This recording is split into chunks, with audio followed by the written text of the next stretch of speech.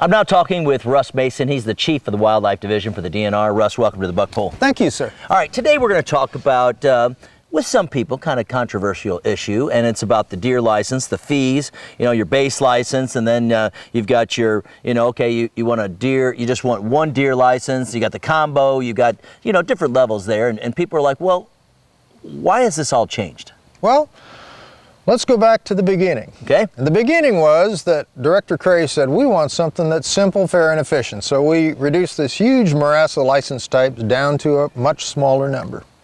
As part of that, we were trying to come up with a deer license. And by the way, this is a buck license, not a deer license. You can shoot deer until you've got a pile so big, if you fell off it, you'd kill yourself. Let's be clear.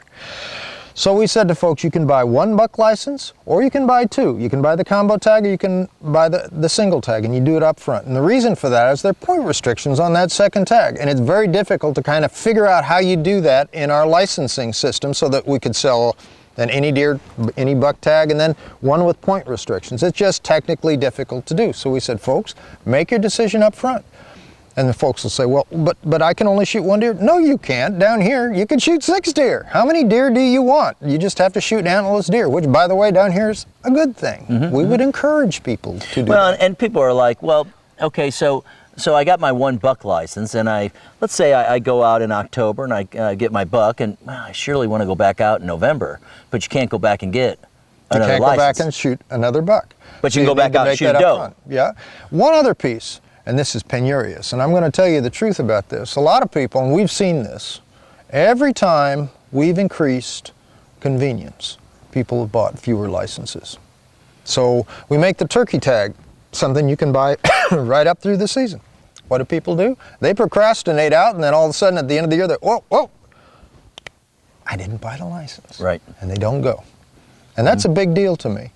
I suspect that single license guy, well, in the beginning of the year, I'm going to buy one and then I'm going to go get one later. No, you won't. You'll buy one here and then you go to 90% of our deer hunters hunt 4 days a year or less. I don't know what they do then. They go rake leaves or watch football or whatever right. It is they do. They aren't going that second time. I want them to think about this up front because actually I want them going in the woods. My suspicion is that people will buy the 2 tags because they like the idea. It's not that much more money. Buy the tag, then you've got it. At least then we'll get the members of the Clean Plate Club going into the woods saying, well, I bought it and by golly, I'm going to fill that tag. Okay, good, go.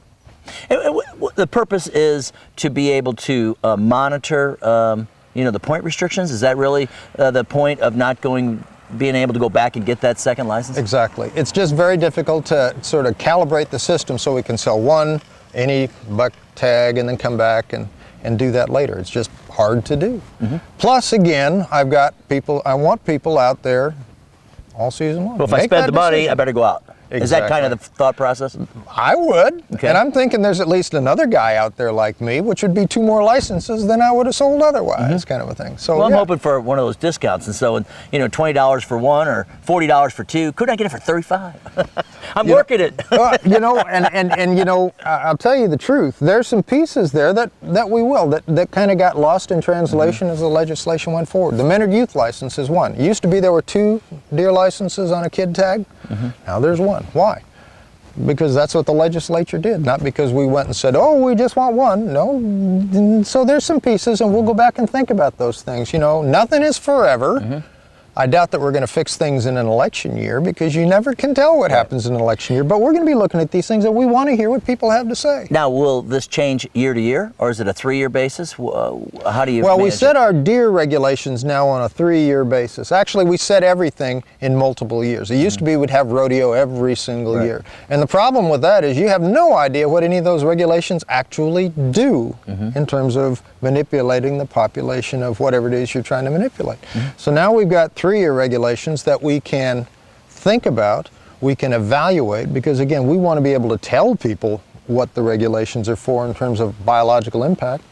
And so what we have now is going to be there for 3 years, but then we will come back to it and look at it again. By the way, if something catastrophic happens during that 3 years, it's not like the department wouldn't come back and propose, or the commission wouldn't say you're gonna. We can come back and change those things. If we had EHD next summer, for example, we could come back and change regulations accordingly.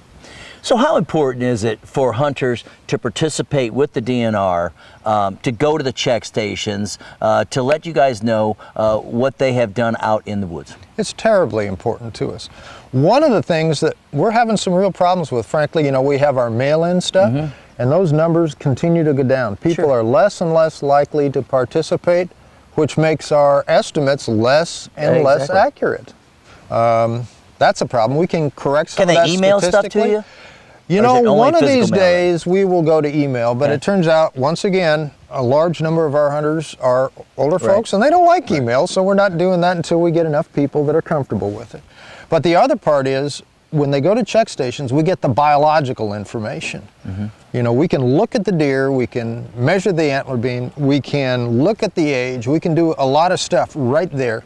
And that information is absolutely critical to us. It's not just a carnival that we put up on the interstate every year so people can come in and show us their deer, although I like that. Exactly. The real reason is to get that biological data that we need in combination with those mail-in surveys to make our estimates so that we are as accurate as we can possibly be. Well, talking about the deer check stations then, and with the push to put more COs out in the field, do you ever see that there's going to be more check stations available for hunters? Because some people, they got a little bit of a drive to go somewhere. Yeah, and that's something we continue to sort of juggle that around. Frankly, a couple of years ago when we cut back on the number of check stations, that was because we had far more check stations than we actually needed to collect the biological data. So we tuned that down. Because less people were coming to certain stations? Well, no, as it turns out, people would drive to those stations, and we were getting more data in some places than we actually needed for a very good estimate. Let's put it in a different context. Sophisticated polling operations, they can figure out who's going to be president of the United States by talking to, 1,000 people? Right. They don't need to talk to the millions of 1,000 people. Well, it turns out they could talk to 2,000, but their estimate's no better than with 1,000. So we've sort of tried to tune that down. And the other part of that is that hunters' dollars are supporting those check stations. So a dollar that I don't spend on a check station that I don't have to spend is a dollar I can spend in the woods. And one of the most important things about a check station is that patch, isn't it? Guys like those they patches. love them. I've seen people, they've got them all over the place. It's a badge of honor. I had never seen this before I came to Michigan. We didn't have patches per se in Nevada. We only had 20,000 hunters in Nevada for deer. And I was standing at a check station my first year, and a guy came in, older fella, and he had this vest, and the vest had patches all over it. Now what he had done is he shot a deer, gone home, showered, changed, put on his patch vest, and come to church, is what it amounted to. And he wanted to come. It was a sacred responsibility, this guy. He was literally coming to church. He was coming to deer church and showing the patches and getting showing his success. For that year. That's exactly right. Now, if people want more information about the license, the fees, just go online. Go online or call us. Okay. All of our service counter staff are versed in this stuff, and if they don't know the right answer, and we got a lot of people in the state, every now and again a guy asks a question that they don't know the answer, we'll figure it out and we'll get back to them. Likewise, talk to our biologists, talk to our COs. These are knowledgeable people, and they can answer almost any question, not every question, because they get stumped, but when they get stumped, they'll go get the answer and get back to you. So really communicate, be a part of the outdoors we have here in Michigan. We need a community. It's not just up to the DNR to do everything. That's the whole point of our Wildlife Habitat Grant program. We put half of that license increase out to partners. And by partners, I mean the groups, the PFs and the QDMAs, but also just groups of guys to do good work. The time is past when the DNR can do everything. The community needs to stand up. If hunters and trappers and I don't know, whoever else is out there wants what we have and wants to conserve, protect, and grow that resource, they have to be involved. Just that simple. There you go. From the Chief of the Wildlife Division. All right. Hey, thank you, sir. All right. Good information here today, talking about licenses, talking about the deer check stations, and just giving you some general good information about going out and hunting here in Michigan. I'm Tim Hart-Haberl. You're watching the Q1 Buck Poll. Stay with us. We got more coming up.